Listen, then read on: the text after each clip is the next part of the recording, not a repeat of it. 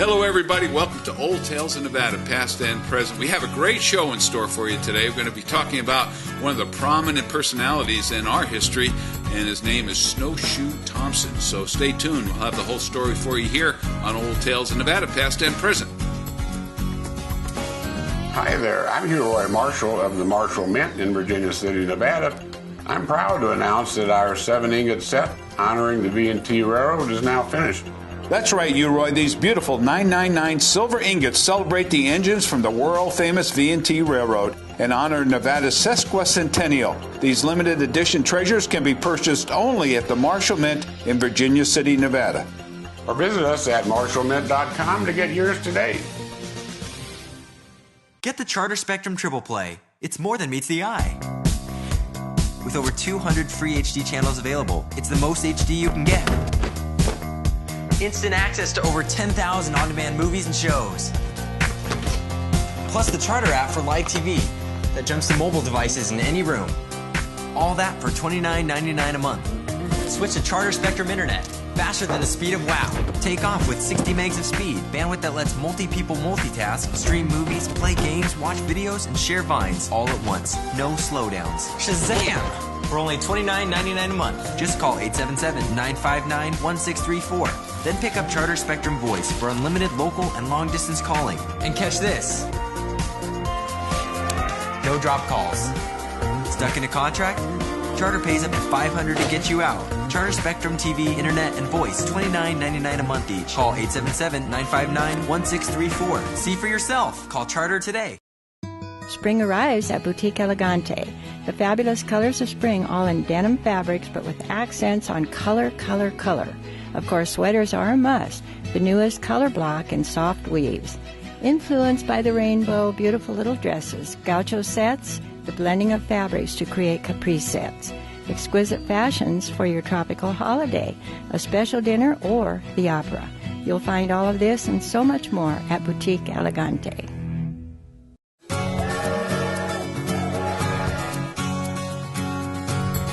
Welcome, everybody, to Old Tales of Nevada, past and present. I'm John O'Brien, the host of the show, and with me this week, as usual, my good buddy, Roy Marshall. Roy, glad to have you with us this week.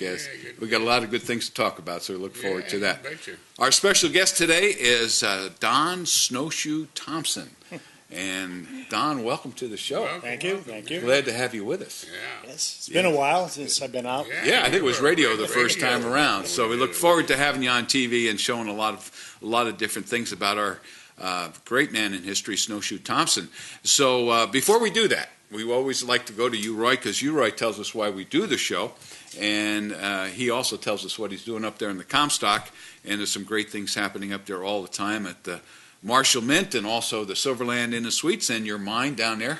So, Roy, it's your floor. So my floor, yeah. Well, the reason why we do this show every week is to bring pride to the people that live in the state of Nevada, because the state of Nevada is a very important state, very little recognized or realized in the United States. But if it wouldn't have been for the generosity of the Comstock miners at the day, we probably would have been France, Germany, and England, because we owed more than what we were worth to those people. Exactly. And it was Comstock that dished out the money to Abraham Lincoln to really start the United States of America. So that was very important. And another thing we did here that was very important was develop the CC Mint operation, which basically gave us our first coinage of money in the United States, which we needed because we had no change for the gold money that was already in circulation. And the closest mine was Taxco, Mexico, which would have been a long place and quite a few bar rooms to go through to get there. That's for sure. Yeah. That was their place. That's a long ride from Reno, that's for sure. Yeah, and of course what I do is make up these silver bars and have a hotel up there. We'd love to have you come and stay in the hotel, or come to the Marshall Mint and look at the stuff that we have in there. Yeah, season's coming up. I mean, Virginia City starts to shine right about this time of year. Yep. And in fact, you had the first event a week or so ago with the Oyster Festival. Yeah. Mountain oysters. Mountain oysters up there, and Yeah. and so a great start to the season. Great weather, easy ride up the hill right now. Yep. Yeah, you're sky high and city close. There you go. Time to go to Virginia City. Yeah, and a great steakhouse up there now. Yeah. So you can do the overnight stay and actually have a beautiful meal up That's there in the right. Comstock under the Most beautiful definitely. stars of the Comstock. Yeah. So Very romantic place. Come on, bring your sweetie up there. 847-4484. 4484, yeah. Yeah. And the Marshall Mint's where? First place on your left coming from, on your right coming from Reno, or last place on your left coming from Carson City. Yeah. So we're kind of just right at the beginning of town for Reno, or at the end of town if you're coming from Carson. You got it. Some great stuff there. Don't forget that 7-piece set, that Yeah, ingot set of we the have a locomotives of V&T. seven-piece, ingot set of the most popular historic Virginia City trains, and now we're doing one on the Wild Mustangs. That's going to be very popular. Yeah, very it's gonna be a popular. two coin set. Yeah, a lot of interest in the Mustangs right now. Not Yeah. only in Nevada, but around the United States and around the world, actually. Yeah, well, we're trying to work with the BLM and the different people that are interested in it to develop the proper ecological locations for Preserves. wild horses. You got it. To be You got it. preserved. Yeah, well, thank you very much, you Roy. And let's get to our special guest, Don Snowshoe Thompson. And Don, you're San Francisco born, but you certainly have been in Nevada for a while. Nevada raised, yes. Yeah, yeah. Actually, I'm fourth generation if you consider that my great-grandfather was here in 1862. Wow. But my mom had to be in San Francisco, and otherwise I'd have been the fourth generation directly. Wow, that's fantastic. All in northern Nevada? All in northern Nevada. All in northern Nevada, yeah. So tell us a little about you. How did you start things out as a youngin'? Did you go to school here in Reno, Nevada? I came up here right after World War II was over. I was 14 or so and 15, and started in Reno High School. Mm-hmm. And I got to college, and they kept calling me Snowshoe, and I couldn't figure out why are they doing that. I was on the ski team at the time. Oh, in okay. the 40s. And they said, yeah, well, the Snowshoe Thompson. I said, okay, whatever that is. And then eventually I studied him and found out, well, that's something. I'm no relation. Just please. You just have a passion I just for happen to have the last name, and my middle initial is S. And so what are they going to call you if you're a skier? Yeah, Snowshoe Thompson. Yes. Well, that's wonderful. So you went to UNR?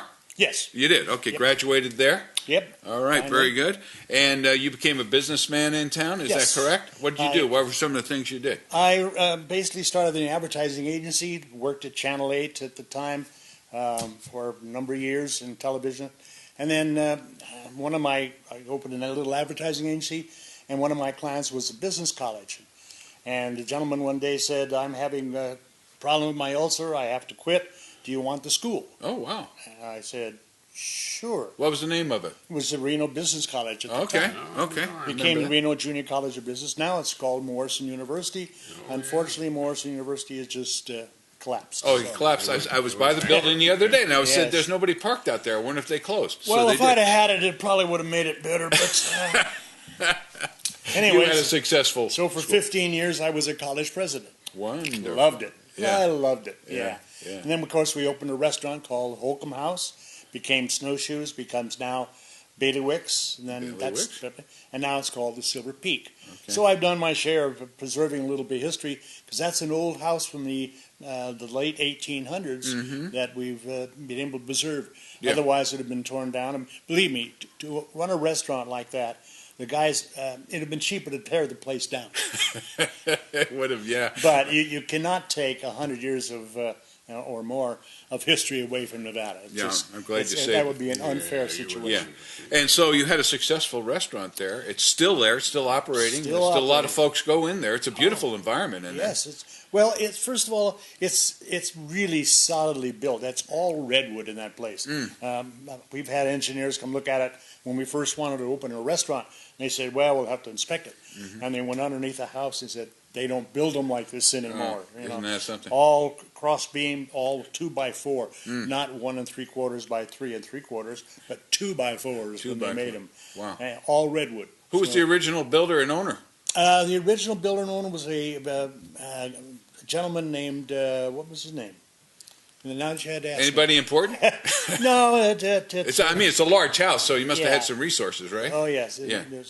Matter of fact, a lot of his kids are settled in that area, and I'll think of it later on, but, Okay. I just came here to really talk about Snowshoe. Yeah, right. There But you go. you want to talk a little bit about your family, because your family, besides yourself being a businessman in town, they have become talented folks themselves. Yes. Some following your footsteps, like Yes. Corinne.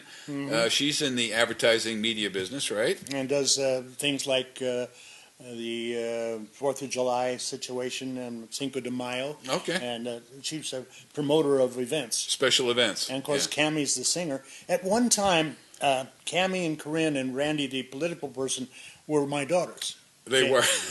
Now I am their father. Okay, there you go. They used to, and here's Don Thompson and his daughter Cammie. Right. Now here's Cammie and her father Don. There you go. Well, So- that means they did well. They did You should well. be proud. I'm very proud. That's right. We always like to be proud of our kids. Well, and they're so diversified, but still creative in a sense. They all have their own niche, but it takes creativity to be politically oriented and Yes. a singer. And And I like music. I was a musician for a number of years, and I like politics, and I like advertising. There you And go. I have a daughter in music and politics and advertising. there you go. Yeah, That's pretty I good. remember you back in my radio days when I was managing the Crow. You used to come up to the station. You had this vision of people paying taxes on the voting day, right? It was, or was it some April 15th? Yeah, they were supposed to vote on April 15th. April 15th. Yeah, so people could realize what these politicians are Yes. costing us, right?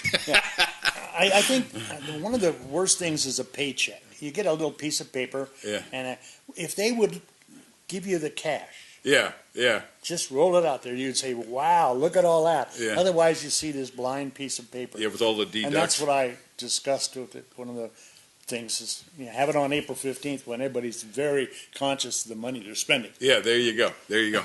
So the family, your wife, and you have grandchildren. You have a fun life right We have now. a fun life. Yeah, Yes. and part of your passion is Snowshoe Thompson, as you Yes. mentioned earlier, because Yes. you were a skier Yes. when you were here in Nevada. Now, a lot of people are new to Nevada, Okay. or haven't been here long enough to know about Snowshoe Thompson. So let's talk about him. Snowshoe Thompson, originally from Norway, correct? Correct. All right, and take it from there. How did he get over here? When he was 10 years of age and his dad had died and his mom had made some contacts, they got on a old sailing ship, left the 31st of May and got to New York August 15th. So Wow, that's like a what, long 3 time. months on the ocean? Are you kidding me? Yes, it was a Wow. little, I think they could have swam faster. But Yeah, that's did they okay. stop in Iceland They or had to something stop on in the way Iceland. They have to load up and things like that. Anyway, so Snowshoe came out here. He and his brother brought a bunch of cattle out. Actually, not cattle, but cows. From Wisconsin to good old California. Yeah, now let people just soak that in for a moment, okay? You're taking a bunch of cows, and they were milk cows, right? Milk cows. They weren't just cattle. It's an utterly fantastic story. Yeah, fantastic. So all the way from Wisconsin to California. Yes. Okay, and Sacramento area is where he Yes, wound up? yes. So we had to go through, what, the plains? Plains, Where else? the Rockies, Rockies, the desert the desert. of Utah, and then the Wasatch. Yeah. Finally the Sierra. Yeah, And then finally getting down into California. yeah, he's a rock. Physically a rock. Yeah. Well, listen, we got to take a break. Good time to stop. We'll be back with the whole story about Snowshoe Thompson, right after we hear from a couple of our sponsors on Old Tales of Nevada, past and present.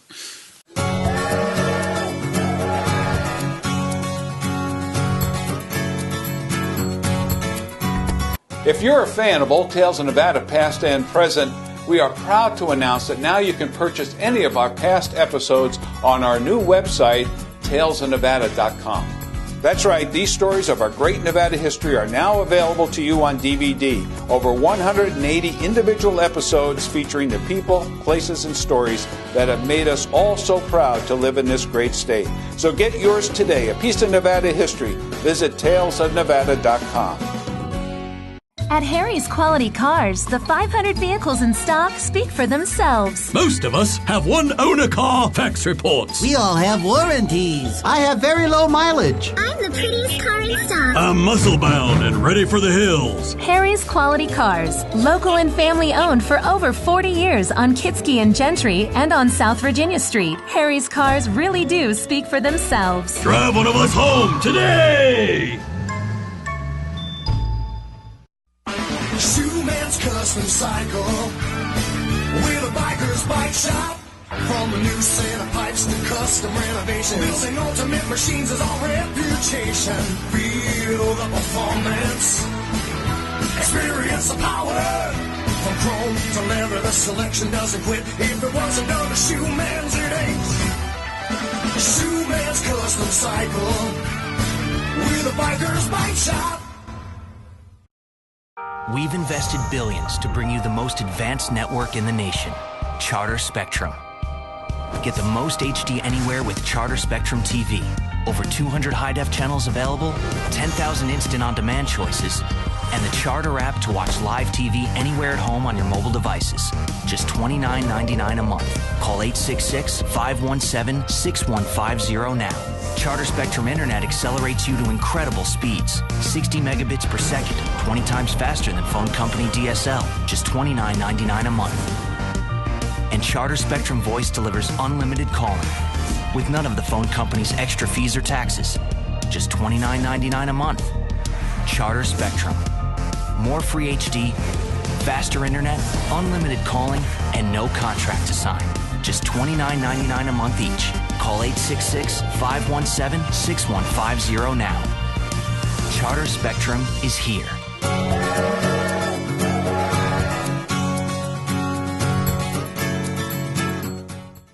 We're back here in Old Tales of Nevada, past and present. We're talking with Don Snowshoe Thompson, a longtime resident, businessman, and just a great guy altogether. Yes. And we're happy to have him on the show. You agree? Sir. Okay. Absolutely.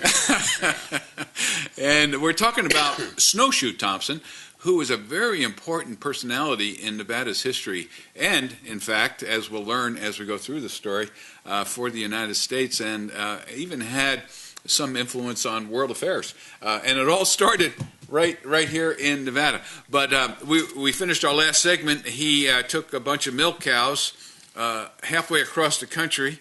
It got to the Sacramento area, yeah, okay. And he became a farmer, I guess, right, for a while? He tried it. It didn't work. He missed the hills. He missed the snow. He missed he was born in Norway, and they wanted to go back and relive their lives like they had it peacefully in the old country. But out here, that was not possible. It was not possible. So, back in those days, they tried to get mail out to these here parts. Yes. And they did it in a lot of different ways. One idea was to have mule trains with the mail on it and send it over the top of the hill and take it down to Sacramento and vice versa, I suppose. So that became a very undoable thing because of the heavy snows back in those days, correct? They ended up, well, it's not a very pretty story, but the animals froze and they ended up eating them.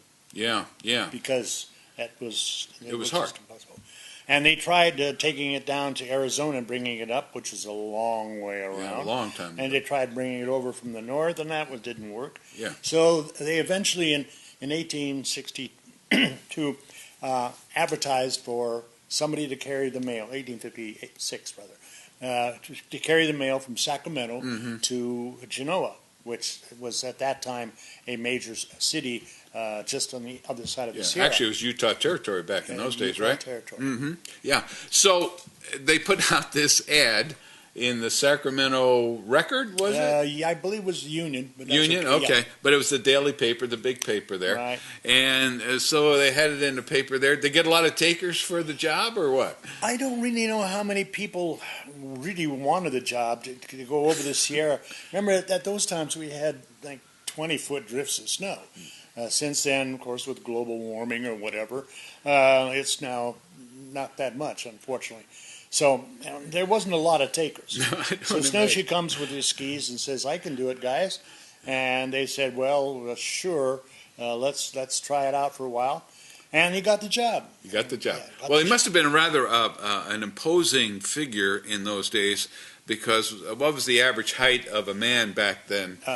During the Civil War, 5'2". 5'2", and he was what height? Almost 6 feet. 6 feet, and he was probably muscled from head to toe. Yes. I would imagine so. And an athletic type, I would think. 160 pounds of wire. A wire, just wire, huh? Wow.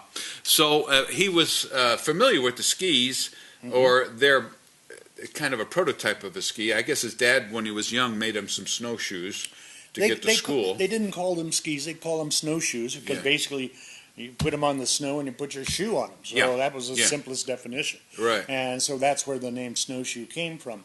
Of course, they were skis as we know it. Yeah. And I have a set. I'm sure we'll get to showing it eventually. The average length of the ski was about 10 feet. 10 feet, yeah. And sometimes they got shorter. But anyway, so tell us now. I was reading before you go past the skis. The skis aren't what we think about today. You don't get O'Brien's or what are some of the other brand names for skis? But anyway, Rossignol, the skis that he made, first of all, were made from what? And made from the trees that they would use at the time. Yes. Yeah.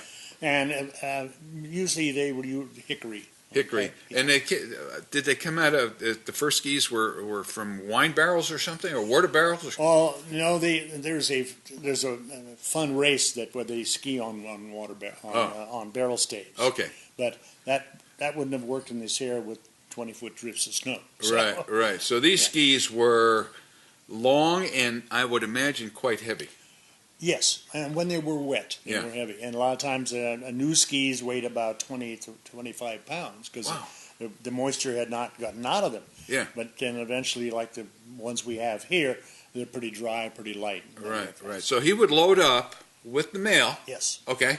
And he'd have to have provisions of some sort because he didn't get over the hill in 2 hours like we do today. Nope. How long did it take him to go from Sacramento to Juneau? 3 days. 3 days. 3 days.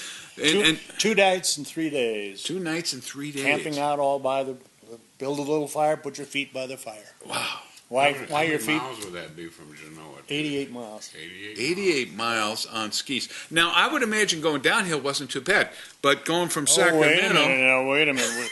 We're talking fresh snow, and we're talking 8 to 10 foot skis. Going down it was a major problem. A major problem, huh? Yeah, because you'd have to go like this. To go straight down in those days would not have been a very disaster. Yeah.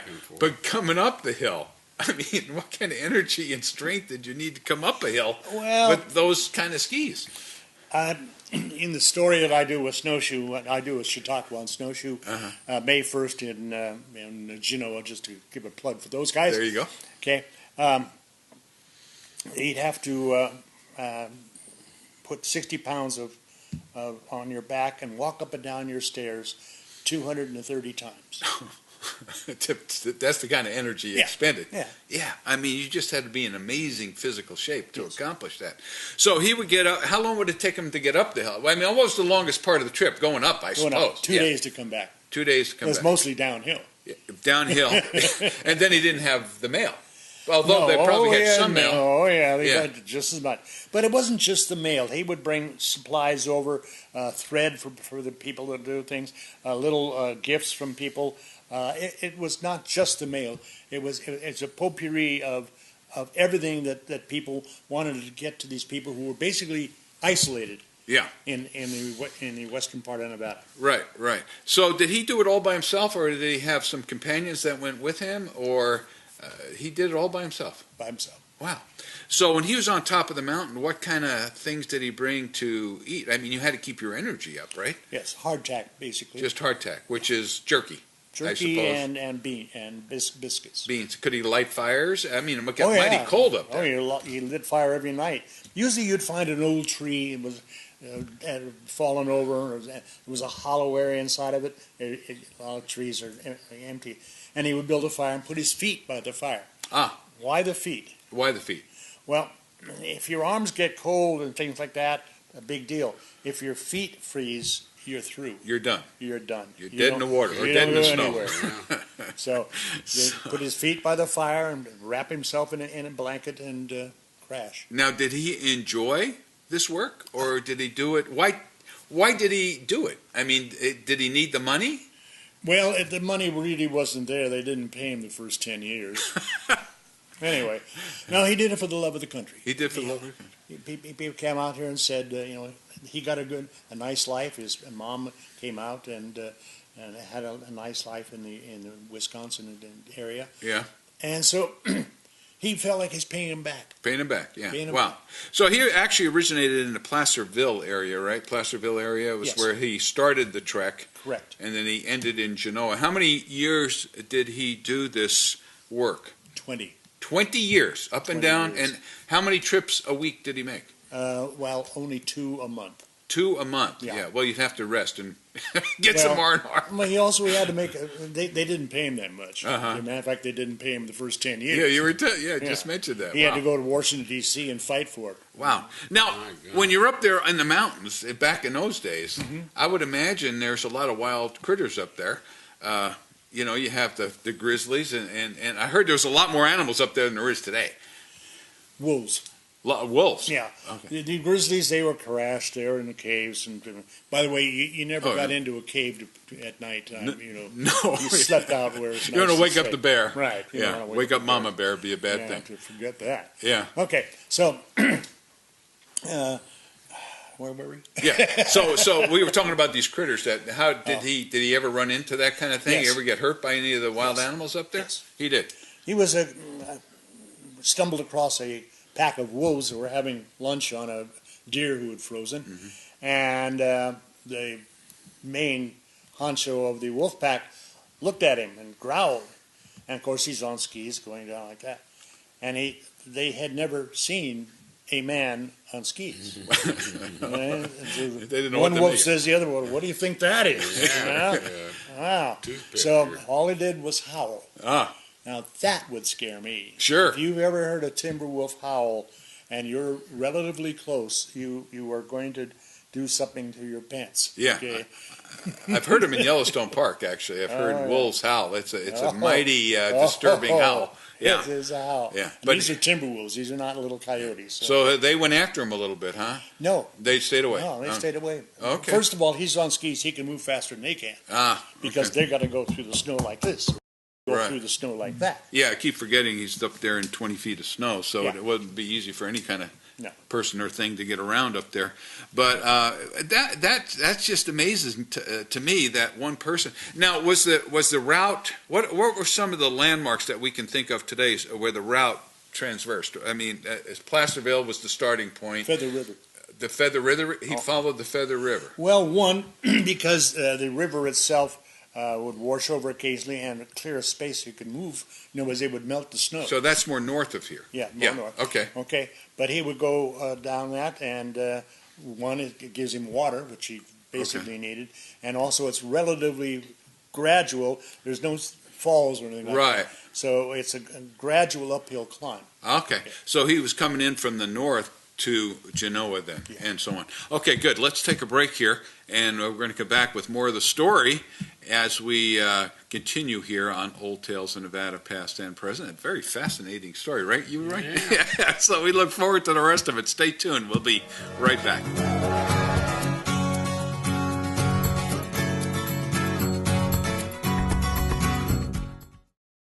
Spring arrives at Boutique Elegante. The fabulous colors of spring, all in denim fabrics, but with accents on color, color, color. Of course, sweaters are a must. The newest color block in soft weaves.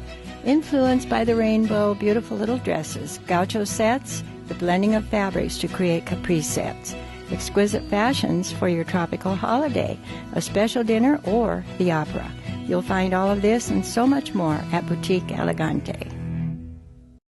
Deluxe Travel has been serving the Northern Nevada business and leisure traveler for over 30 years. Make 2014 the year Deluxe Travel meets your travel needs. Don't be fooled that you can find better deals on internet travel sites. Deluxe Travel will always get the best prices and provide the personal service you deserve. Let Deluxe Travel send you on your travel destinations today. Deluxe Travel, the official travel agency for Old Tales in Nevada and most Reno businesses. Have a great trip. At Harry's Quality Cars, the 500 vehicles in stock speak for themselves. Most of us have one owner car fax reports. We all have warranties. I have very low mileage. I'm the prettiest car in stock. I'm muscle bound and ready for the hills. Harry's Quality Cars, local and family owned for over 40 years on Kitski and Gentry and on South Virginia Street. Harry's cars really do speak for themselves. Drive one of us home today! Hi, and welcome to Boutique Elegante. We're so excited about the new fall fashions. Of course, denim is still the key word for casual fall. Team with tunics or sweaters, you'll look great. Best overcargo pants in the Loden for fall colors. Coat sweaters so perfect for fall weather, done in high fashion designs. You'll find the perfect ensemble for your special evening at the theater, a cruise, Reno, or San Francisco. All of this and so much more at Boutique Elegante.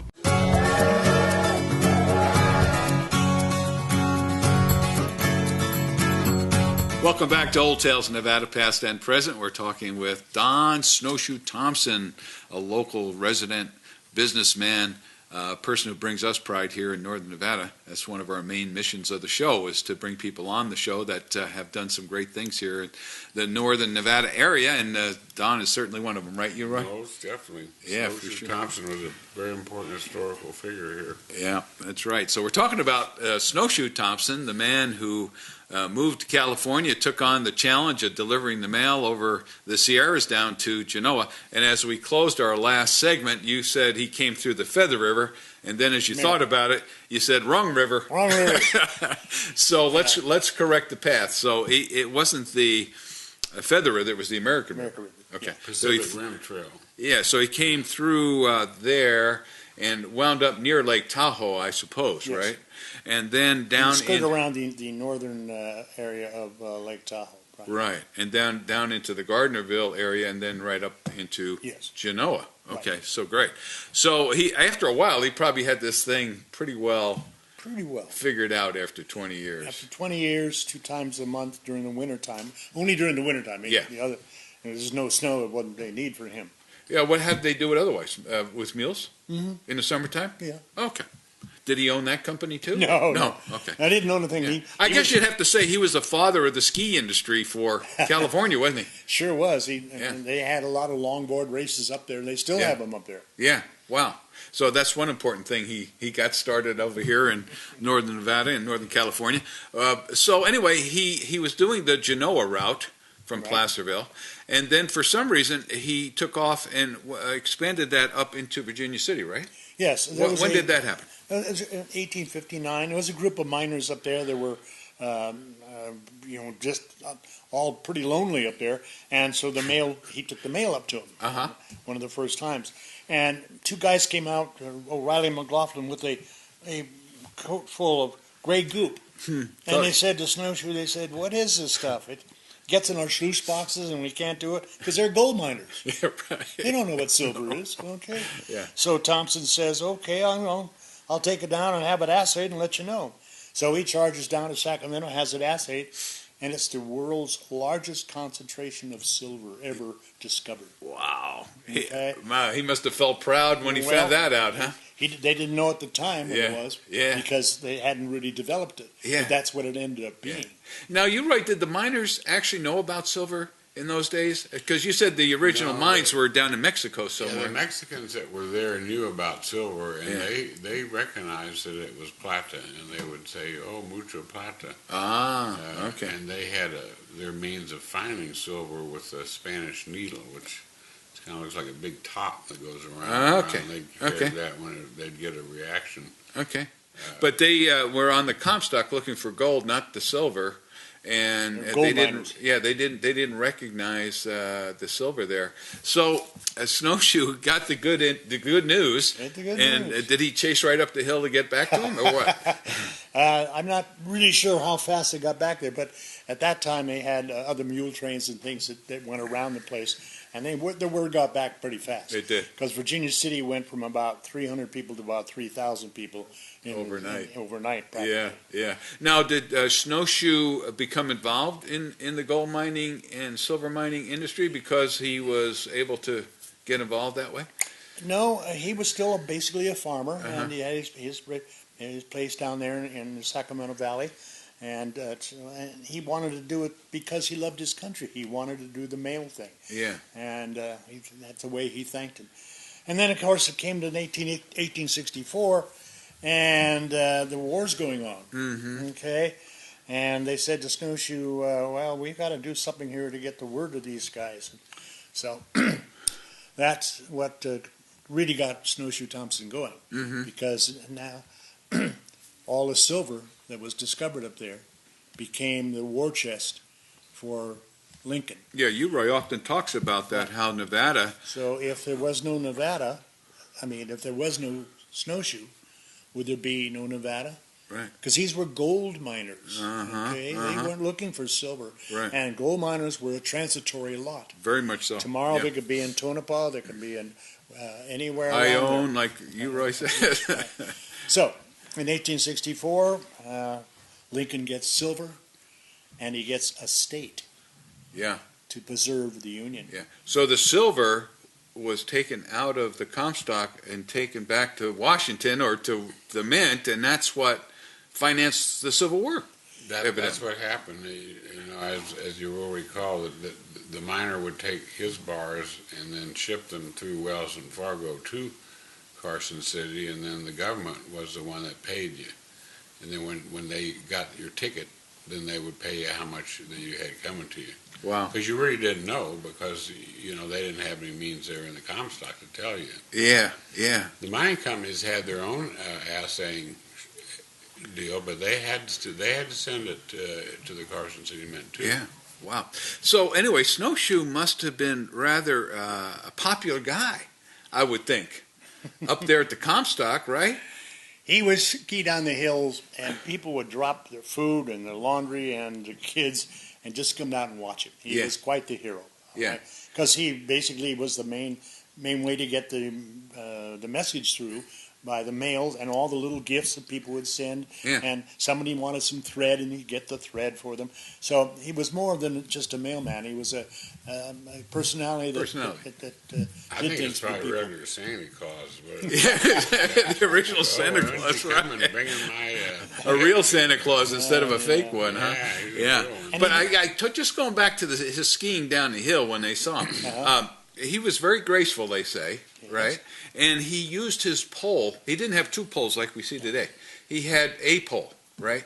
And tell us how he used that, which was unusual for a skier. Well, you use it as a brake for one thing, but you don't put between your legs, by the way. Do not try breaking yourself. That'd be Hurt City right there. That's not especially if you hit a rock. So you use that as a kind of a rudder type of thing, and also as a braking device. Because just take 8-foot skis, 10-foot skis, depending on which pair he had at the time, and to get those things to turn is pretty hard to do. Yeah. So you have to take all the navigation. And so basically you crisscross going down a hill and go straight up a hill. Yeah. Now I saw a picture of him or an illustration where he had the pole out this way, like going like you would see a tightrope. You balance it going down the hill. Yeah. So he was a very talented man. Yeah. So anyway, he does the Virginia. Was that a regular route for him then? No. It wasn't. He just happened to do it? Well, they had a lot of mail to take up to the guys and everybody up there. And there was just really not very many ways to get there. So he got there.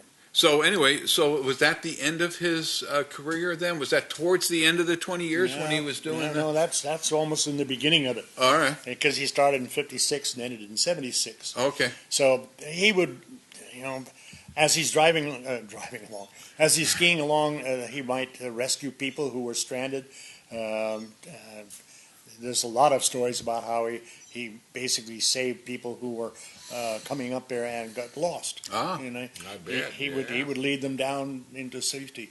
So Okay. a lot of stuff. So there was some tourism back in those days, or pioneers, I guess, right? Not so much pioneers, though, would it be? The real speculation is, let's say there was no Snowshoe. Yeah. Right? So nobody went to Virginia City and took the mail to these guys, and they kind of did, and nobody took it down to have it assayed in Sacramento. So there was no Comstock discovery. Right. Now, no Comstock, no silver to feed the wars, no Nevada to Right. help preserve the Union during the War of 1864. Right. No Snowshoe, no Union. Yeah. Yeah. Think about it. No United States. No United States. Wow. So what would the map look like, in your opinion? Just happen to bring if it a wasn't map for along. Snowshoe. Just happen to bring a map along that shows here's Mexico, here's Russia on their west coast. Remember, all the armament for the war, the Civil War, was on the east coast. Yeah. Nothing on the west coast. Right. So in comes Russia, in comes Spain, and Mexico. Yeah, it's already there. Right there. Uh-huh. Okay, and then of course the Spanish are in Florida. Yeah. And the French are in Canada. Yeah. And so the United States becomes this. Yeah. Right? If it wasn't for Snowshoe. I have the map. It'll be shown. Isn't that amazing? Yeah, it's on camera as we speak. So that's the real importance of it. Yeah, the character that carried the mail for 20 years did all those kind of things. But without him, we may not be the United States today. Yeah, right. We'd be part of Russia or something. Yeah. I don't know. Another question comes to mind now. When he was in the mountains with the skis, we understand that in the wintertime, right? But you get down into the valley, like Carson Valley, heading over across and then up the Geiger Grade. Sometimes there isn't a heck of a lot of snow there. No. So he would hike it. Hike it. Would he leave his skis somewhere and say, "I'm on my way"? He would leave skis. He would make skis in the summertime when he's in his hometown, and he'd leave them by trees. Oh. And he'd get as far as he could, and he might leave it because nobody would steal them. They didn't know what to do with them. Yep. Who wants to go up there? So he had very depots, so to speak. Yeah. Along the way where he would drop skis. Yeah. Yeah. Did he ever get robbed or have any? Who's there to rob him? Who's there? Well, how about when he's on his back and forth to Virginia City, kind of a thing? No, Harry. Did he ever write a book, or was he a humble sort that way? No, to my knowledge, yeah. He might have made some notes. We have in some so-called messages from him when they was using the telegraph. Okay. But that's about all we have. That's about all we have. Well, listen, we got to take another break here on Old Tales of Nevada, past and present, and we're going to come back, I believe, with our last segment. It's amazing how quick it goes by. So we're going to finish up our story about Snowshoe, and then we'll find out what they did to commemorate what he did for us here in Northern Nevada, and actually for the nation. So stay tuned. Back with more Old Tales of Nevada right after this. Hi there, I'm Hugh Roy Marshall of the Marshall Mint in Virginia City, Nevada. I'm proud to announce that our 7-ingot set honoring the V&T Railroad is now finished. That's right, Roy. These beautiful 999 silver ingots celebrate the engines from the world-famous V&T Railroad and honor Nevada's sesquicentennial. These limited edition treasures can be purchased only at the Marshall Mint in Virginia City, Nevada.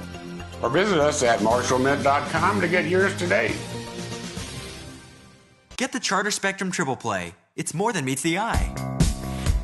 With over 200 free HD channels available, it's the most HD you can get. Instant access to over 10,000 on-demand movies and shows. Plus the Charter app for live TV that jumps to mobile devices in any room. All that for $29.99 a month. Switch to Charter Spectrum Internet. Faster than the speed of WoW. Take off with 60 megs of speed. Bandwidth that lets multi-people multitask, stream movies, play games, watch videos, and share vines all at once. No slowdowns. Shazam! For only $29.99 a month. Just call 877-959-1634. Then pick up Charter Spectrum Voice for unlimited local and long-distance calling. And catch this. No drop calls. Stuck in a contract? Charter pays up to $500 to get you out. Charter Spectrum TV, Internet, and Voice, $29.99 a month each. Call 877-959-1634. See for yourself. Call Charter today. Spring arrives at Boutique Elegante. The fabulous colors of spring, all in denim fabrics, but with accents on color, color, color. Of course, sweaters are a must. The newest color block in soft weaves. Influenced by the rainbow, beautiful little dresses, gaucho sets, the blending of fabrics to create caprice sets. Exquisite fashions for your tropical holiday, a special dinner, or the opera. You'll find all of this and so much more at Boutique Elegante. All right, we're back here in Old Tales of Nevada, past and present. Great conversation with Don Snowshoe Thompson, who we mentioned, a longtime resident here in Northern Nevada, businessman of different types, and put out pretty good food over there at Snowshoes, right? Yes. What was your favorite? What was your favorite meal that you put out? Actually, when you're in the restaurant business and you're around food all the time, you want to go out and have a milkshake someplace. What'd your customers like? Oh, we had a lot of good stuff. But now that the Silver Peak is there, they do such a wonderful job. Yeah. We had the basics, hamburgers and hot dogs and things. Hey. Because it was a training restaurant for the kids at the Reno Business College. Oh, okay. That's how we got into it. Oh, that's how you get into it. Okay, Yeah. good. Well, I'm glad you told us that. Yeah. So anyway, getting back to Snowshoe, we learned a lot about his career. So 20 years he did it, and in 1876, at what age was he then? Be 49. 49. So it's about time to stop delivering the mail, I would imagine. I don't think he ever wanted to stop. Yeah. I think when God took him, he would still want to do it. Okay, so what happened that caused him not to do it? I got a pain in his side, and he was working. He had now a little ranch down there in Hope Valley, and he's working the ranch, and he gets a pain in his side, and goes to see the doctor in Carson City, and the doc says, "Take 2 aspirin and call me in the morning." And 5 days later, after a ruptured appendix, he died. He died. Oh, man. Ruptured appendix. Oh, was he up on a hill when it happened, or what? Not really sure. Probably in bed. In bed, yeah. Now, is he buried in California, or is he buried in Genoa? Genoa. And they have a special site for that down there? Yes, yeah? it's enclosed in a fence. Okay. And his younger son, John, not John, I forget his name. His younger son, who died at the age of 12, is buried there with him. Oh, no kidding. His wife, she's went to California. Okay. How many children did he have, after all? Just one. Just one, and died. Okay, wow. So after he died, was there a lot of hoopla about him, or did he just stay pretty much obscure for a while until others took more interest in him? Actually, it's sort of vague as to how the story came out, because between the Civil War and all the activities that were going on at that time, and just the natural progression and growth of Nevada and California, he was kind of a lost history person. Lost history person, yeah. huh? Now, of course, he's kind of revered by people who have to think about it. Took you 3 days over to go 88 miles up and down a hill, some 22,000 vertical feet. Yeah, okay. It's amazing. To do that today, you put 60 pounds or 40 pounds or whatever on your back, and walk up and down the stairs 233 times. Yeah, a day. Yeah, and he wasn't wearing ski clothes like they wear today. He was wearing what you have on, right? Yes. Yeah. Because this is wool, and it's the only fabric that will take moisture and you can keep warm with it. Yeah, yeah. Cotton. But that gets heavy when it gets wet, too. Yes, but the only wet he got was sweat. It's just sweat, yeah. Yes. Wow. And any cross-country skier will tell you, you perspire a lot. Yeah. So I was looking at the websites having to do with Snowshoe, and there's a number of organizations that consider themselves friends of Snowshoe. Yes. Genoa itself has quite a display and interest in him. Matter of fact, a nice plug. On May 1st and 2nd, I'll be in Genoa, as I go down every year, for their Cowboy Days. Okay. And I'll be doing the full story of Snowshoe with my PowerPoint, 82 slides depicting all sorts of events in history, but mostly talking about how, without Snowshoe, we may not be the United States today. Yeah, it's amazing how one person can have such an impact. Yes. And, it's funny, people of note like that, They don't do those things on purpose to leave a legacy. Sometimes you'll hear these stories about the president and he's trying to work on his legacy. Well, the ones that really do have a legacy, they don't work at it. They don't work at it. That's true. That's very true. Yeah, they're humble. Yeah, like your grandfather. I mean, he didn't work on leaving a legacy in Texas, but he did. Yeah. Because he worked hard at what he did. For him, yeah, and you'll do the same thing on the Comstock. Oh, yeah. So there's a few articles in the Harper's Bazaar about Snowshoe Thompson in the 1880s. Yeah. That I have, but he was a colorful figure. So, yes, all those figures got remembered. Yes, they have, yeah. In fact, if you go down certain parts, certain highways, right, between Nevada and California, there Highway 88 mostly. Yeah. Is it Highway 88? Yeah. Now, are there places you can stop and actually see where the trail was, or what?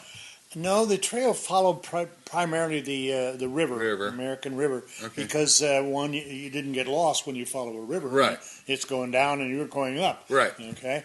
And so that was the simplest route he could take. But he had to then cross over Echo Summit, around Lake Tahoe, and back over the little hills there. Yeah. But on 8-foot skis in the dead of winter in fresh snow, it wasn't exactly a joyride. No, never a joyride. But they actually have some statues or commemorative areas. Is that on 50 or 88 that I saw? Well, there's a big one in Genoa. Oh, it's a big one in Genoa. Big one in Genoa. Okay. It shows the skis. And when I'm down there, I like to sit beside him once in a while. Oh, do you? Have my picture taken. I'm no relation to him. The Yeah. last name was Thompson, but I'm not a relation. Yeah. I'm just a kindred spirit. And frankly, because my great-grandfather was a friend of Snowshoe Thompson's. So there's a connection there, and I do that too. Now, is any of his family in the Genoa area, any offspring? No. No. His son died and his wife moved away. Okay. And she was kind of a different type of person. So she just drifted off someplace. I don't really know. Yeah. Probably didn't see much of him anyway because he was on the hill. So, but did his work with the skis themselves, the technology of the skis, was that passed on to other folks along the way? There are people on the East Coast that think they invented skiing. Okay, no, they did not. It started with Snowshoe Thompson. They have races in LaPorte, and not every year, but when they have a good snow year, so they can, because the skis are good. They go straight and they go fast, but you can't stop. Okay, that's a bad thing. The way they would stop, they'd step out of the bindings, and the ski goes flying off like that. Whoa! But nowadays they have ways of stopping them with netting and things. But in the old days, they'd ski down the bottom of the hill. When they got to the bottom of the hill, they'd step out and let the skis go. I see. But he must have over the years refined the technology of the ski. In other words, waxing it and doing things to make the trek a little bit smoother, easier. Actually, he learned from the people in LaPorte how to wax skis. Because he got in. He was a big shot. I'm going to show these kids how to really race on skis. Yeah. Well, he got waxed. He got waxed. Good, because they used goop, a combination of stuff from the trees and made it very slick. And a ski in the old days, if you put it on the flat, and if it was a little bit of a hill, the ski would move with the direction of, just like water would flow. Sure. The ski would flow because they were that loose and that slick. Wow. Yeah. It must have been very difficult. I mean, you had to be just solid from the waist down for sure. Yes. He was about almost 6 feet tall, weighed about 160 pounds. And there's not a lot of fat in a person like that. That's for sure. So is any remnants of his homestead down in Genoa still there? In the Hope Valley, yes. Oh, there is? Yeah, no kidding. Where is it in Hope Valley? If I'm driving up from Reno, where would I look? I don't think you can see it from the highway. Oh, really? There was no highway at the time. There is a settlement up there in Hope Valley. Yes, there is. Yeah. There's some places, cabins that you can stay. Yeah. But did they have it marked off where this place was, or what? I don't really know if they want it mark it off. Because then souvenir hunters would come and take a board off the wall or something. One thing that is interesting in Hope Valley, if you're up there, if you go to there's a rest area in Hope Valley, a national forest right off the road as you get past the turnoff to Tahoe there, and there is an area where you can see the old wagon train tracks heading up the hill to Carson Pass. You can still see it, and your imagination just goes crazy when you're on those things and just thinking about what kind of people passed through there and what kind of equipment they were using, right? Don't you get that when you go to historical places like that? Oh yeah, I get that feeling all the time. Yeah. When can you see them pulling wagons over Donner Summit? I cannot picture that. They did it. Yeah. The people just had to have so much drive, but they didn't live long in those days. Well, they used oxen too instead of you say mules, but in earlier days oxen were usually used. Yeah. They're pretty damn strong. Yeah. Right? Yeah, they're strong. They can really pull almost anything, and then steam was the only other means to get anywhere was the use of steam. For sure. Yeah. Now, Don, if people want to know more about Snowshoe, or about you for that matter, how do we get a hold of you? Google. Just Google. Google Don Thompson, huh? I'm in the book. And you can go through my daughter Randy or Cammie. There. Because I imagine you're open to do these presentations in other places beyond Genoa. I've kind of cut back in my